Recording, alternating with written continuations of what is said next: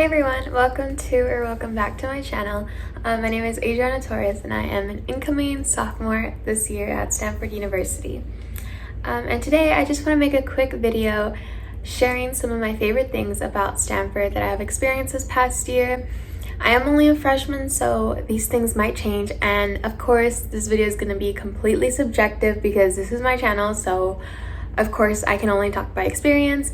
So some of the things that I might say might not resonate with everyone else at Stanford, so yeah. And if you are an incoming freshman at Stanford University this year, or anyone for that matter, feel free to leave any questions or comments or suggestions down below. I'll gladly answer them. Also, this is only a small list of all the things that I love about Stanford, so yeah.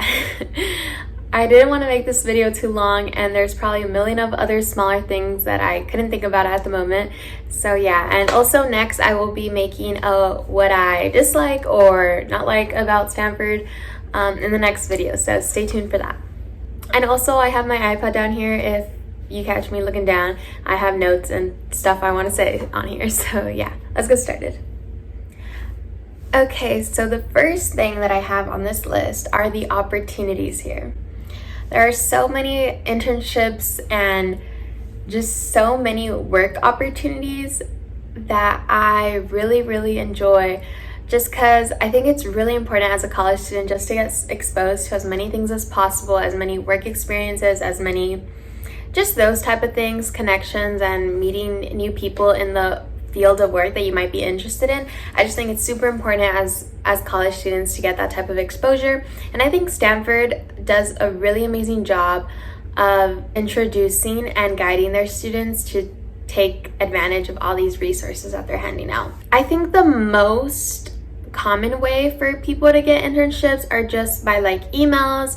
You can join a lot of mailing lists of like your major or just different groups on campus and join their mailing list, and they are constantly sending you emails about different internship opportunities, just different ways to meet faculty and talk to them about internship opportunities or like possibly working with them or any research type of opportunities like that. There's also a community service work studies program, which is what I did this past summer, and hoping to do it this academic year too. I personally really love this program because it allowed me to work back at home during the summer, so I didn't really have to like be away from family or anything. I was able to stay close to home, and I was able to work in the community that I'm from, which is something really important to me because I really want to have most of my work stay local to my community. And this program really just allowed me to focus my passions and my goals and everything directly on my community, which is something super important to me. And yeah, I really love this summer opportunity that I was given. You're able to find your own partner organization, so that can either be, you can actually work anywhere in the world that you want to work in, but for me, I just thought it was the most beneficial just to work at home, just so that like housing is covered and everything. I didn't have to worry about like any of the extra fees that might happen if you move into like a new city or stuff like that. But you can work with any type of nonprofit or I think it's like government organization or agency, and I think the government or nonprofit organization only pays about 10% of those fees, and the rest is covered by Stanford, and that's for the summer program. And if you do it during the academic year, I think Stanford covers 100% of your pay. So yeah, Stanford pays you directly, and then the organization pays the 10% back to Stanford during the summer. Personally, I really liked it because it was a lot more than minimum wage. I think this year it was $21 an hour, which I think is pretty good. Really good actually, for just being able to work in your community. And I think a lot of other positions and internships that are like with nonprofits usually only pay like minimum wage depending on the area that you're in, but Stanford does have a pretty high wage, I think, that being $21 an hour. And of course, just the opportunity and getting to meet everyone, I think was super amazing. And yeah, I really love that summer opportunity, and if you qualify, I really recommend you take advantage of that resource. And next, I also want to talk about the study abroad programs. I think they have a lot of study abroad programs. Really recommend for you to find some time during your 4 years here at Stanford to try and study abroad. They have this short-term study abroad, which I'm super interested in and hoping to apply this upcoming summer, where it's only about, I think it's either a 2 or 3 or 4 week program, I'm not sure, but it's not like a full quarter program, which personally I really like, just because, you know, sometimes it can get hard trying to plan like all of this during the school year, but them allowing you to have that type of programming during summer and it being like short term, I think it's super manageable and such a great resource. And yeah, I really love that. Also, going along with all the opportunities at school is all the volunteering and like service component classes there are.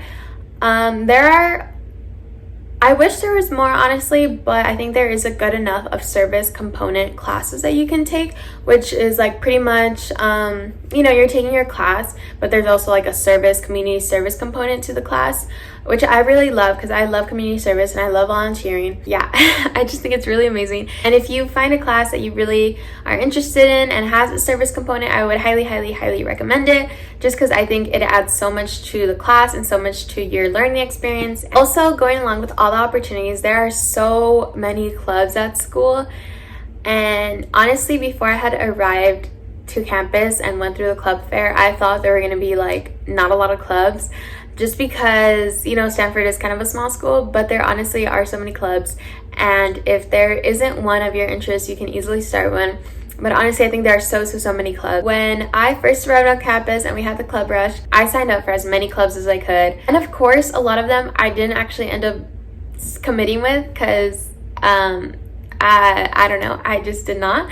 But I think it's honestly just super important just to try out so many new things, see what you like, see what you don't like, see who you vibe with, see who you don't, just because I think it's all about learning what you like and what you actually want to pursue in life. Just because there are so many clubs and so many things to do at school, I think it's super important for you to prioritize what you actually want to do and what you like to do. Because I've seen a lot of people like be involved in so much, but like at the end of the day, they don't really like what they're doing or like 100% enjoying their time in the club or in the program that they're in. So I really recommend just focusing on what you like and what you want to do and what you want to focus on, and just get like a couple good clubs or a couple good programs and sticking through with those, because there's so much to do. And I really would hate for people, you know, just to be dedicating their time to something that they don't actually genuinely like. The next thing that I really love about Stanford,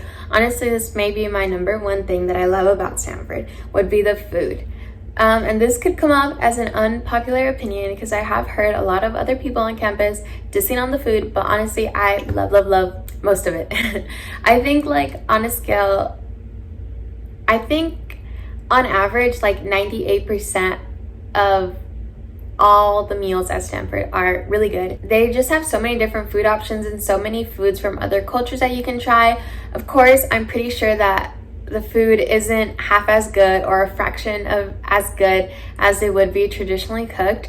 But I think for someone who may not have all the experience in trying food from other cultures, I think it's just really great. I know for me, especially having just the buffet style that Stanford dining has, for me has been super nice, just because you can eat like a variety of all the food you want, as much as you want or as little as you want. I've heard from other schools that like you have to pay per like plate, or like whatever you eat, like you have to pay for that, or like swipe meals, or like, you know, it's just like you pay per plate like at a regular restaurant. But Stanford dining has buffet styles, which I think are super nice, because sometimes I do eat a lot and sometimes I just stack food and then take it to my room for later. Yeah, I think just having like the ability to just grab as much food as I want is something super amazing and something that I love so much about Stanford. And for me, it's something like completely different from what I'm used to back home. Sometimes back at home, I only have like rice, beans, and like carne asada, or just chicken. So I think just having like all of these food choices in front of me is super great and super new, so I'm really fortunate for that. I also think that Stanford's cooking is, for me, something that resembles more like traditional home style type of cooking. They rarely, I mean, they do occasionally serve like fried food or like like, pizza, hot dogs, hamburgers, but just like more, I guess, like fast food, American type of food, which I think is pretty common on other school campuses, at least in California, or like the UC system. I think it's pretty common that most dining halls just have like fast food options. So personally, I feel super fortunate that like Stanford takes the time to actually like create all these super good meals and have them tasting like incredibly fresh. One thing that I truly love about the Stanford's dining is the lunch specials. I love Wilbur lunch. It is the best lunch special that the school offers. Okay, of course I'm not Asian, but I think that it tastes like some top-notch Asian restaurant. Of course, they're probably not anywhere as good as like traditionally made, but for my taste buds, they have tasted so good and it has been so delicious. Sometimes the lines are crazy though. Like I have waited like 30 minutes in line to get some Wilbur specials, but it's honestly worth it. Like after I wait in line for an hour and I sit down and finish my food in like 5 minutes, it's honestly all worth it. And I would highly recommend going in there for lunch. Just don't make such big lines. So if you guys aren't familiar to how Stanford's lunch specials are, Wilbur has Asian food, Stern has Mexican, which is like burrito bowls, which are also pretty good, and I personally really like them just because they're kind of like quick and easy. There's usually no line, so you can go in and out in like 5 minutes to get your burrito. Not gonna lie, I don't know many of the other lunch specials on campus just because I usually just go to Wilbur or Stern, but I know that Casper has, this is brunch, Saturday brunch only, but they're really good. They have crepes on Saturday, so yeah. Okay, and next up is the people here at Stanford. I think I'm going to be talking about the students more on the things that I dislike about Stanford. But okay, I will say this. If you can find yourself like, a small group of really great people, then I think you'll have a great time here at Stanford with those people. And I think, all the students here at Stanford are super hardworking and super smart in the things that they're doing. And yeah, I'll save the rest for later. But the people that I do want to talk about is the staff here at Stanford. Just like all the cooking and cleaning staff, I think they are some of like the nicest people here. And I truly love them so much. The cooking and cleaning staff always want to help you and support you, and they're always asking you like, what do you need? And I just think that, I don't know, they're just so nice. There's been like a couple times where like me and my friends have been like trying to cook in the kitchenette in the dorms, and like they've offered us like, just like pots and pans and like oils and just like ingredients that we need to cook. They've let us like go into the kitchen to like get what we need, and they're just so nice and so caring and so supportive. Like the cleaning staff, they're just so nice. Like some Stanford kids are so shitty and will just leave like a huge mess, and they kind of suck sometimes, honestly. And a lot of them might tend to act kind of immature, or at least like some of the people that I've encountered leave everything to the cleaning staff, which I think is super disrespectful and horrible. But yeah, the cleaning and cooking staff are so nice to everyone on campus. They always acknowledge you and say good morning, good luck on your day.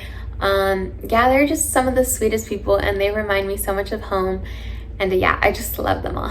And the fourth thing that I want to talk about today are the freedom that you have with your classes. Unlike other UCs, Stanford doesn't really have like a general education type of like requirement that you need to fill out. They have what they call like your WAYS requirement, which is like, I wouldn't necessarily even compare. I feel like it's their way of their general education, but like you don't necessarily need to take like math if you want to. Like there's another way to fulfill like your math requirement. I don't even think it's math. I think it's like reasonable thinking or like something like that. I'm not even sure. I don't know, but you can like take that by like taking a knitting course I saw, or like, there's just other ways to fulfill those requirements, which I just think it's super helpful. And it really just gives you so much freedom on the classes that you want to take and just how you spend your time here at Stanford. I have never taken a class that I just took to like fill out a requirement. All the classes that I have taken have been to just like fill out major requirements or just classes that I was really interested in. Like there has been nothing that I purely took just because like I was like, hey, I need to fulfill a math requirement, I need to take math because of like the university rules. It was just because of like my own decision to be enrolled in that major. So yeah, I think it's super, super, super amazing that Stanford does this, because I feel like in other schools, so many students just feel like I'm wasting my time in these like general ed classes that I don't care about and I don't need for my major, and I'm never going to use it for the future. So I think like Stanford having that option and that freedom that you can do and that freedom that you have with your classes is super amazing, and I really applaud Stanford for this. Good job. And also, just to add on to that, we're on a quarter system, so that means that you can take a lot of classes. And honestly, sometimes I'm at a love-hate relationship with the quarter system, just because there are some classes that I feel like I am not understanding and I need another 4 months on this topic, like calculus, for example. But there's other classes that I think are fine and I am good and done in 10 weeks. So I don't know, I'm kind of in a love-hate relationship with the quarter system, but what I do like about it is you can take so many classes and you're just able to take classes just for fun, unlike if you were on a more semester system. You know, you just had so many more classes that you needed to take instead of the classes that you want to take. So yeah, I really love that about Stanford. And the final thing that I want to talk about that I really like about Stanford in this video is the transportation system. Kind of. Stanford has its own shuttle system. Like it's like Stanford owned, I guess. I don't know. But it like goes around campus and it takes you to like the Caltrain and drops you off like an area super close to like Trader Joe's and like the city of Palo Alto, which I think is like super cool, just because to get out of Stanford is super hard. Like if you've heard of the Stanford bubble, it is completely true. I'll talk about it in my next video. But yeah, just getting out of campus is so hard. It takes like, walking is probably like 30-40 minutes depending on where you live, and on a bike it takes like 15 minutes, I don't know, around there. Depends on how fast you can ride your bike. But I think those Stanford shuttles really come in clutch. The only thing that I hate about it though is that it only runs on the weekdays, so like the weekends you're just kind of screwed. But I think that was only like a COVID related policy, so I'm hoping that with this upcoming year the shuttle system also runs on the weekends, because that would be such a lifesaver. But yeah, I don't know, I feel like I've heard they are gonna start running on the weekend. I think I've heard that, but I don't know, I could just be lying, I don't know. But yeah, other than that, I really like the transportation system. It's always super clean and it like runs every like 10 minutes or something, so it's just super ideal.